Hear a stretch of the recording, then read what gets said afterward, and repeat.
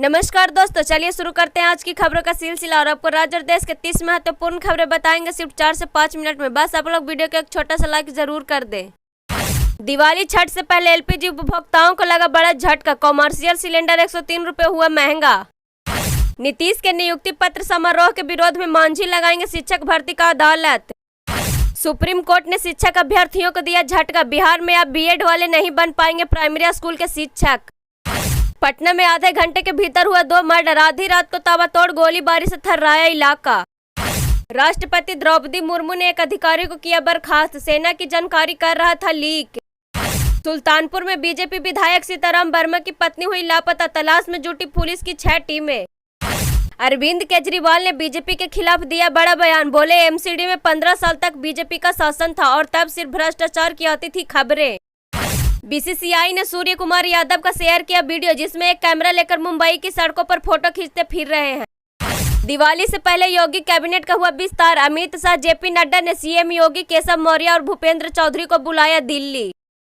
Israel Hamas युद्ध में महिलाओं पर आया संकट, प्राइवेसी के अभाव में गाजा की महिलाएं पीरियड्स को रोकने के लिए खा रही है गोलियां। यूपी के मेरठ में करवा चौथ पर पत्नी का आया बेवफाई बार, पति से शॉपिंग कराने के बाद सामान लेकर पत्नी जीजा संग हुई फरार।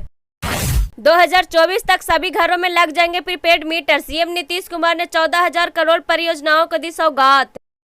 औरंगाबाद जिले में बालू माफियाओं का गुंडाराज हुआ चालू, छापा मारने गए सिपाही को ट्रैक्टर से कुचलकर मार डाला।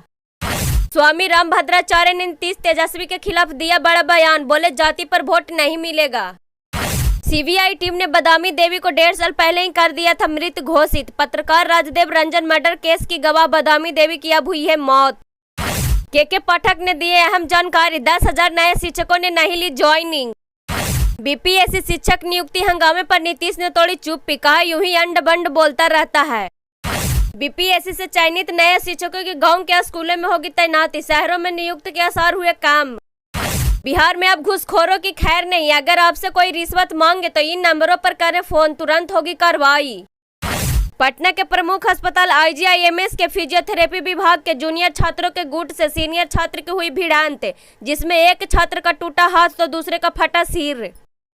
भागलपुर में बने सूप डालिया से कई राज्यों में मनेगा छठ पर्व, सैकड़ों लोगों को इससे मिलता है रोजगार। त्योहारी मौसम में रेलवे ट्रैक पर बढ़ा स्पेशल ट्रेनों का भार, रेलवे के पटरियों की बढ़ाई निगरानी। बिहटा के अमनाबाद पथलौटिया बालू घाट पर खूनी संघर्ष नहीं थमने का ले रहा है नाम, 2 गुटों के बीच सैकड़ों राउंड चली फायरिंग।